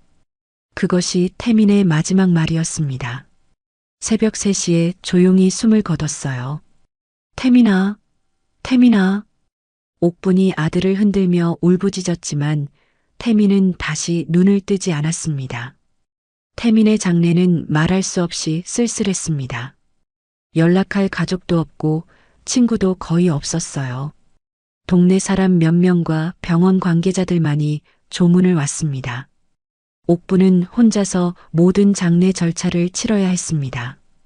관을 앞에 두고 앉아 있으니 지난 20년이 주마등처럼 스쳐갔어요. 태민아, 어머니가 잘못했다. 너를 이렇게 혼자 보내는구나. 옥부는 아들의 관 앞에서 오열했습니다. 자신이 그토록 지키려 했던 가문이대가 결국 이렇게 끝나는 것이 너무나 허무했어요. 화장터로 가는 길에 옥부는 처음으로 진심으로 후회했습니다. 내가 미숙이와 손녀들을 쫓아내지 않았다면 태민이가 이렇게 외롭게 죽지는 않았을 텐데. 하지만 이미 늦었어요. 돌이킬 수 없는 시간이 흘러버린 후였습니다. 태민의 유골함을 안고 집으로 돌아온 옥부는 남편과 아들의 위패를 나란히 모셨습니다. 여보, 태민이 데려가세요. 이제 정말로 우리 집안대가 끝났어요. 옥분의 목소리에는 깊은 절망과 후회가 묻어 있었습니다. 자신이 평생 지키려 했던 것들이 모두 무너져 내린 순간이었어요. 그날부터 옥부는 완전히 혼자가 되었습니다. 아들마저 잃고 나니 살아갈 이유를 찾을 수 없었어요. 매일 위패 앞에 앉아 과거를 후회하며 지내게 되었습니다. 내가 너무 고집이 샜나? 손녀들도 내 핏줄인데. 옥부는 이제야 자신의 잘못을 깨닫기 시작했지만 이미 모든 것이 늦어버린 후였습니다. 태민을 떠나보낸 후 옥분의 삶은 완전히 변했습니다. 2020년 겨울 정씨 한의원은 이미 텅 빈 폐가나 다름없었어요. 간판은 낡아서 글자가 흐릿해졌고 마당에는 잡초가 무성하게 자라고 있었습니다. 옥부는 하루 종일 남편과 아들의 위패 앞에 앉아 있었어요. 70세가 넘은 몸은 급격히 쇠약해졌고 당뇨와 고혈압 같은 지병들이 하나둘씩 생겨났습니다. 여보, 태민아, 어머니가 잘못했나 보다. 옥분이 위패 앞에서 중얼거리는 소리가 텅 빈 집에 울려 퍼졌어요. 예전에는 상상도 할 수 없었던 말들이었습니다. 미숙이와 아이들을 쫓아낸 게 잘못이었을까? 딸들도 내 핏줄인데. 처음으로 자신의 선택을 깊이 의심하기 시작했어요. 아들을 지키려고 했던 일이 결국 아들을 외롭게 죽음으로 내몰았다는 생각이 들었습니다. 이웃 김순옥이 가끔 안부를 물으러 왔지만 옥부는 예전과 달리 말수가 줄어들었어요. 옥부나 몸은 좀 어때? 그저 그래요. 이제 혼자니까 심심하고. 옥분의 대답은 힘이 없었습니다. 순옥은 친구의 변화된 모습을 보며 안쓰러웠어요. 옥분아, 이제라도 미숙이한테 연락해봐. 아이들도 다 자랐을 텐데. 순옥의 제안에 옥분은 고개를 저었습니다. 이제 와서 무슨 소용이야? 30년이 다 되어가는데. 하지만 마음속으로는 손녀들이 궁금했어요. 혜진이는 지금 몇 살이 되었을까? 의사가 되고 싶다던 그 아이는 꿈을 이뤘을까? 2021년 옥분의 건강은 더욱 악화되었습니다. 당뇨 합병증으로 시력이 나빠지기 시작했고 고혈압으로 인한 어지럼증도 심해졌어요. 하루에 여러 가지 약을 먹어야 했지만 제대로 챙겨 먹지 못했습니다. 내가 이렇게 늙었나? 거울을 보며 중얼거리는 옥분의 모습은 초라했어요. 한때는 당당했던 어깨가 구부러졌고 얼굴에는 깊은 주름이 패여 있었습니다. 가끔 밤에 잠을 이루지 못할 때면 과거의 기억들이 떠올랐어요. 특히 손녀들의 어린 시절 모습이 자주 생각났습니다. 할머니, 저도 한의사 될래요. 혜진이의 맑은 목소리가 귀에 맴돌았어요. 그때는 말도 안 된다고 일축했는데 지금 생각해보니 왜 그렇게 화를 냈는지 모르겠었습니다. 2022년 여름, 옥부는 심한 어지럼증으로 쓰러졌습니다. 순옥이 발견해서 병원으로 옮겨졌어요. 혈압이 너무 높으시네요. 앞으로 더 주의하셔야 합니다. 의사의 말에 옥부는 고개를 끄덕였지만 사실 더 이상 살고 싶은 의욕이 없었어요. 선생님, 제가 얼마나 더 살 수 있을까요? 관리하기 나름이지만 혼자 계시기엔 위험한 상태입니다. 가족분은 안 계세요? 의사의 질문에 옥부는 대답할 수 없었습니다. 가족이라고 할 수 있는 사람이 아무도 없었거든요. 병원에서 돌아온 후 옥부는 더욱 외로움을 느꼈습니다. 아무도 자신을 찾지 않는 현실이 뼈아프게 다가왔어요. 내가 너무 고집이 샜나? 만약 그때 다르게 했다면. 옥부는 자꾸만 과거를 되돌아봤습니다. 하지만 이미 지나간 시간은 돌이킬 수 없었어요. 2023년 들어서 옥분의 치매 증상이 시작되었습니다. 가끔 과거와 현재를 구분하지 못했고 이미 세상을 떠난 남편과 아들을 부르기도 했어요. 여보, 밥 차렸어. 나와서 드세요. 아무도 없는 집에서 혼자 말하는 옥분을 본 순옥은 가슴이 아팠습니다. 옥분아, 요양원에라도 들어가는 게 어떨까? 싫어요. 여기가 내 집인데 왜 나가야 해요? 옥분은 완강히 거부했어요. 이 집이 자신의 마지막 자존심이었습니다. 하지만 2024년 봄 옥분은 더 이상 혼자 생활하기 어려운 상태가 되었습니다. 순옥과 동네 사람들이 상의해서 요양원에 모셨어요. 요양원에서의 생활은 옥분에게 낯설고 힘들었습니다. 같은 또래의 어르신들과 함께 지내야 했지만 친해지기 어려웠어요. 우리 손자가 의사래요. 자랑스러워서 어쩔 줄 모르겠어요. 다른 할머니가 자랑할 때마다 옥분은 마음이 아팠습니다. 자신에게도 손녀들이 있었는데 지금 뭘 하고 있는지 알 수 없었거든요. 우리 손녀들은 지금 뭘 하고 있을까? 옥분은 종종 혼자 중얼거렸어요. 치매가 진행되면서 과거와 현재가 뒤섞였지만 손녀들에 대한 그리움만은 선명했습니다. 2025년 봄 옥분의 건강은 급격히 악화되었습니다. 폐렴에 걸려 병원으로 옮겨졌고 의식이 흐릿해졌어요. 가족분께 연락드려야 할 것 같은데요. 간호사가 말했지만 연락할 가족이 없었습니다. 순옥이 유일한 연락처였어요. 옥분아, 정신 차려. 아직 갈 때가 아니야. 순옥이 친구의 손을 잡고 말했지만 옥부는 이미 의식이 없는 상태였어요. 2025년 4월 15일 오전, 옥부는 조용히 숨을 거뒀습니다. 마지막까지 혼자였어요. 임종 순간에도 가족은 아무도 없었습니다. 장례 준비는 순옥과 동네 이장이 맡았습니다. 연락할 가족이 없어서 간단하게 치르기로 했어요. 그래도 이 동네에서 오래 살았으니 제대로 보내드려야지. 이장이 말했지만 사실 어떻게 해야 할지 막막했습니다. 춘천 시민 장례식장의 가장 작은 빈소에 옥분의 영정이 놓였습니다. 꽃 몇 송이와 간단한 제수용품만 준비되어 있었어요. 조문객도 동네 사람들 몇 명뿐이었습니다. 참 쓸쓸하네. 가족도 없이 이렇게 가시다니. 조문객들이 안타까워했지만 그들도 옥분의 과거 사정을 알고 있었어요. 자업자득이지 뭐. 며느리와 손녀들을 쫓아낸 결과야. 뒷말들도 있었지만 죽은 사람 앞에서는 차마 크게 말하지 못했어요. 첫날 밤 빈소는 한산했습니다. 순옥만이 밤샘을 지키고 있었어요. 옥분아, 미안하다. 살아생전에 더 잘해줄 걸 그랬어. 순옥은 친구의 영정을 보며 눈물을 흘렸습니다. 둘째 날도 마찬가지였어요. 조문객은 거의 없었고 빈소는 적막했습니다. 혹시 가족들이 소식을 듣고 올까? 이장이 혹시나 해서 말했지만 가능성은 희박해 보였어요. 발인 당일 아침 장례식장 관계자들은 준비를 마쳤습니다. 간단한 추도식을 마치고 화장터로 떠날 예정이었어요.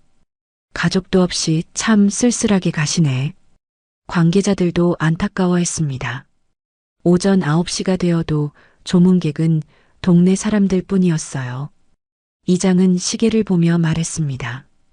1시간만 더 기다려보고 출발하자. 그때였습니다. 장례식장 밖에서 자동차 소리가 들렸어요. 처음에는 다른 장례식 조문객인 줄 알았습니다. 하지만 소리가 계속 이어졌어요. 한 대가 아니라 여러 대의 차 소리였습니다. 순옥이 창문으로 내다보더니 깜짝 놀랐어요. 이장님, 밖에 고급차들이 줄지어 서고 있어요. 이장도 황급히 밖을 내다봤습니다. 검은색 고급 세단 3대가 줄을 서서 주차하고 있었어요. 누구지? 이런 차들이 왜 여기에? 마을 사람들이 웅성거렸습니다. 안동 같은 시골에서는 보기 힘든 최신형 고급차들이었어요. 첫 번째 차에서 정장을 입은 운전기사가 내렸습니다. 그리고 뒷문을 열어주자 검은 한복을 입은 여성 한 명이 내려왔어요. 30 중반으로 보이는 단정하고 품위 있는 여성이었습니다. 이어서 다른 차들에서도 비슷한 연령대의 여성들이 내렸어요. 총 3명의 여성들이었는데 모두 고급스러운 한복을 입고 있었습니다. 그리고 각자의 손에는 조화 대신 값비싸 보이는 꽃다발을 들고 있었어요. 뒤따라 내린 사람들 중에는 양복을 입은 중년 남성들도 있었는데 어디선가 본 듯한 얼굴들이었습니다. 저분들이 누구지?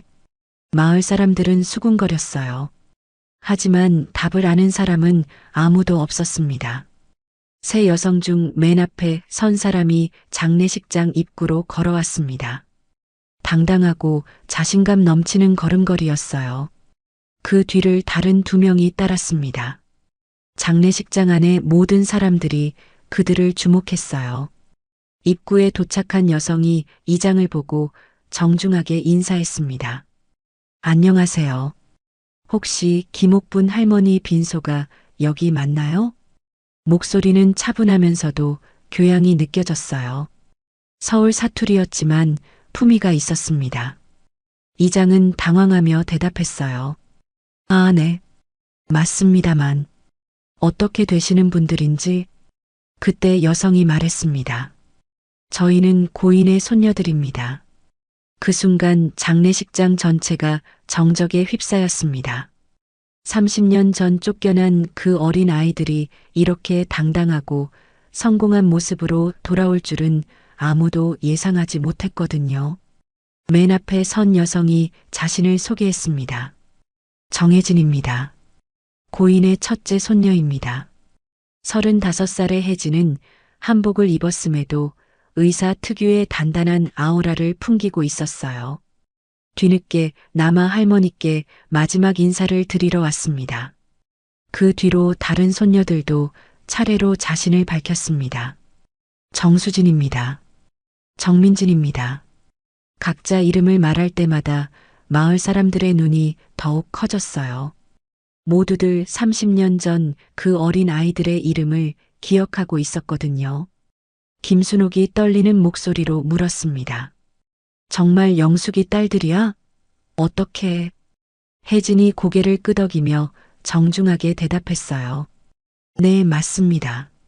어머니는 몸이 편찮으셔서 대신 저희가 왔습니다. 이장은 아직도 믿기지 않는다는 표정이었어요. 그런데 이렇게 좋은 차들을 타고 오시고 혜진이 담담하게 설명했습니다. 저희 3명 모두 의사입니다. 할머니께서 그토록 원하시던 성공한 후손들이 되었어요. 그 말에 장례식장이 또다시 순적에 휩싸였습니다. 의사라고? 3명이다? 사람들의 웅성거림 속에서 혜진이 계속 말했어요. 저는 미국 UCLA 통합의학과 교수이고 수진은 강남에서 성형외과 병원을 운영하고 있습니다. 수진이 한 걸음 앞으로 나와 말했습니다. 민지는 한국한의학연구원에서 전통의학 현대화 연구를 이끌고 있어요. 마을 사람들은 입을 다물지 못했어요. 대한민국 최고의 병원들, 그것도 과장과 교수급이라니.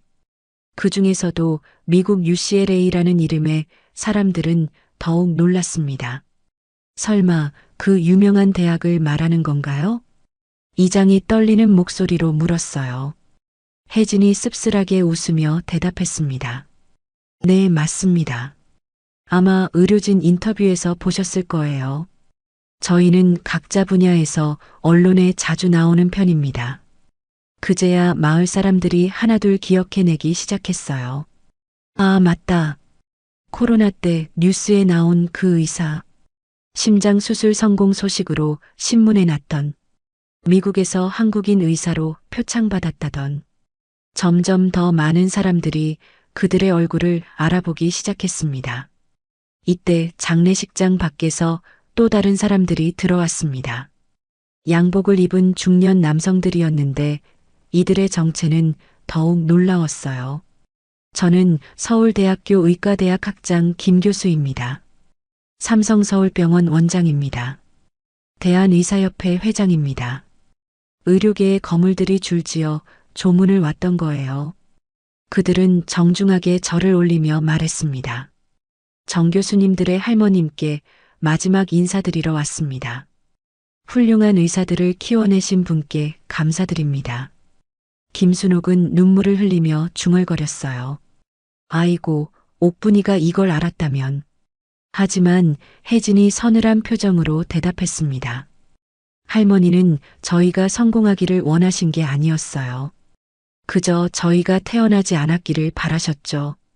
장례식장의 분위기가 급격히 변했습니다.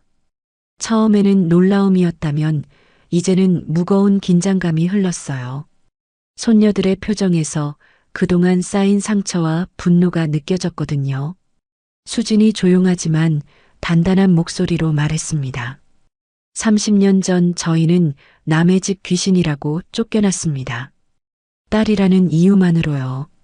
하지만 보세요. 저희는 할머니의 피로 태어나 이렇게 성장했어요. 민진이 감정을 억누르며 덧붙였습니다. 할머니께서 그토록 원하셨던 아들은 결국 혼자 쓸쓸히 돌아가셨죠.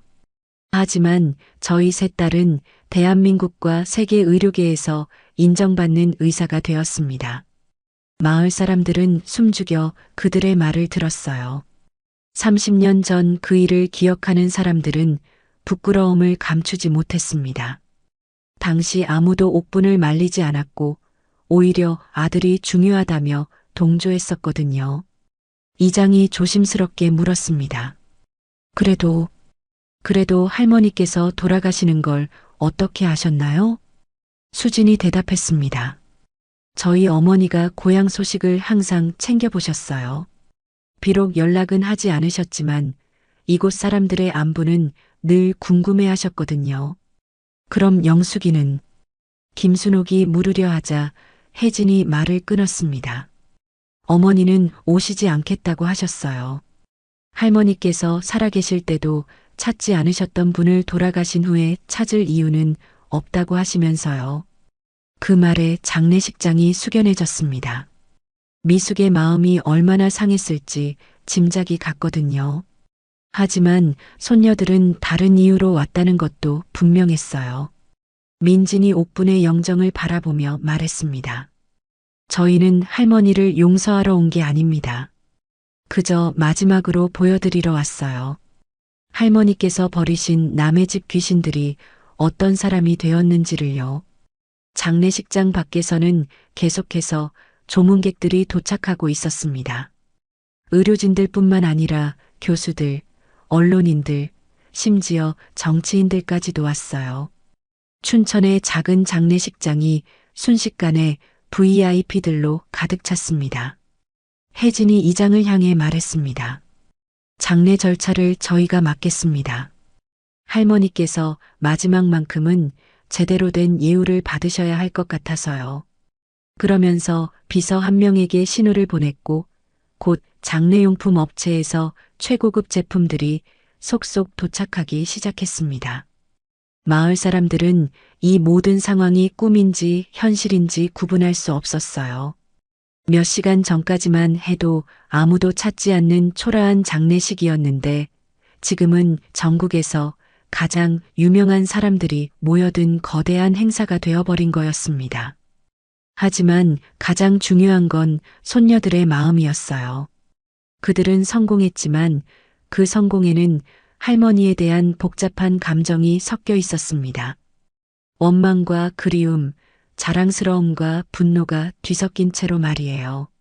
수진이 옥분의 영정 앞에 서서 오랫동안 바라봤어요. 그 얼굴에는 복잡한 감정이 교차하고 있었습니다. 할머니, 저희가 이렇게 성장했어요. 할머니께서 그토록 무시하셨던 딸들이 말입니다. 목소리에는 30년간 쌓인 한이 묻어 있었어요. 민진이 혜진 언니 옆에 서서 영정을 바라봤습니다. 할머니, 기억하세요? 제가 어릴 때 한의사가 되고 싶다고 했던 거요. 그때 할머니는 여자는 안 된다고 하셨죠. 그 말이 오히려 저를 더 강하게 만들었어요. 혜진이 마지막으로 말했습니다. 할머니께서는 아들만이 가문을 이을 수 있다고 생각하셨어요. 하지만 보세요. 저희가 바로 정씨 가문의 진짜 자랑스러운 후손들입니다. 그때 혜진이 놀라운 발표를 했습니다. 저희는 오늘 할머니 앞에서 약속드립니다. 이곳 춘천의 옥분 통합의료센터를 설립하겠습니다. 뭐라고? 이장을 비롯한 마을 사람들이 놀랐어요. 수진이 자세히 설명했습니다. 전통 한의학과 현대의학을 융합한 최첨단 의료센터를 세울 예정입니다. 투자 규모는 300억 원입니다. 민진이 덧붙였습니다. 할머니께서 지키려던 전통의학을 저희가 세계적 수준으로 발전시키겠습니다. 성별에 관계없이 모든 환자를 동등하게 대할 것입니다. 조문객들 사이에서 탄성이 터져나왔어요. 춘천 같은 지방 도시에 이런 규모의 의료센터가 생긴다는 것은 상상도 못했던 일이었거든요. 그리고 이 의료센터는 특별한 의미를 갖겠습니다. 혜진이 의미 깊게 말했어요. 남자든 여자든 아들이든 딸이든 상관없이 생명의 가치는 모두 같다는 것을 보여주겠어요. 수진이 강한 어조로 이어갔습니다. 할머니께서 평생 믿으셨던 남아선호 사상이 얼마나 잘못된 것인지 증명하겠습니다. 저희 병원에서는 딸을 낳은 산모에게도 아들을 낳은 산모에게도 똑같은 축복을 해드릴 거예요. 민진이 전문의적 관점에서 덧붙였습니다. 그리고 성차별로 인한 정신적 상처를 치료하는 특별 프로그램도 운영하겠습니다. 할머니 같은 분들과 그 가족들을 위한 상담과 치료 프로그램 말이에요. 마을 사람들은 믿기 어렵다는 표정이었어요. 몇 시간 전만 해도 아무도 찾지 않던 초라한 장례식이었는데 이제는 지역 발전의 전환점이 될 대형 프로젝트가 발표되고 있었거든요. 이장이 조심스럽게 물었어요. 건설비는 얼마나 될까요? 혜진이 담담하게 대답했습니다. 약 300억 원 정도 예상하고 있습니다. 저희 세 자매가 공동으로 투자할 예정이에요. 300억 원. 사람들이 입을 다물지 못했어요. 민진이 설명했습니다. 저희는 각자 의사로서 상당한 수입을 올리고 있고 어머니의 의료기기 사업도 큰 성공을 거두었습니다. 그 돈으로 고향에 보답하고 싶어요. 그때 조문객 중 한 명인 대한의사협회 회장이 일어나서 말했습니다. 의사협회에서도 이 프로젝트를 전폭 지원하겠습니다. 정 교수님들 같은 분들이 지방 의료 발전에 나서주신다면 정부 지원도 충분히 받을 수 있을 겁니다. 서울대병원 원장도 거들었어요. 우리 병원의 의료진과 장비도 지원하겠습니다. 이런 의미 있는 일에 함께할 수 있어서 영광입니다. 마침내 사람들이 박수를 치기 시작했습니다. 처음에는 몇 명이었지만 점점 더 많은 사람들이 합류했어요.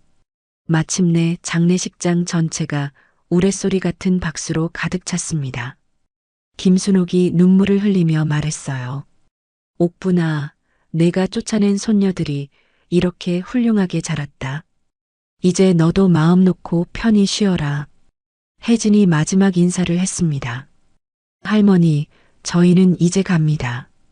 하지만 할머니의 이름은 영원히 살아있을 거예요. 할머니가 버린 손녀들이 할머니의 이름으로 의료 혁신을 이끌겠습니다. 그렇게 옥분의 장례식은 끝났습니다. 하지만 진짜 이야기는 이제부터 시작이었어요. 할머니의 이름을 딴 의료센터가 세워질 것이고 그곳에서 새로운 희망이 싹틀 것입니다. 옥분이 평생 고집했던 남아선호 사상은 손녀들의 성공으로 완전히 뒤바뀌었어요. 이제 춘천 사람들은 딸이 더 효자라고 말할 것입니다. 피는 결국 이어졌습니다. 비록 아들이 아닌 손녀들을 통해서였지만 정씨 가문이 진짜 자랑스러운 후손들이 태어난 것입니다. 지금까지 한 가족의 드라마 같은 이야기를 들어주셔서 감사합니다. 이 가족에게 하고 싶은 이야기가 있거나 응원을 해주고 싶다면 댓글 달아주세요. 그럼 오늘도 건강한 하루 되시고 다음에도 좋은 이야기로 찾아오겠습니다.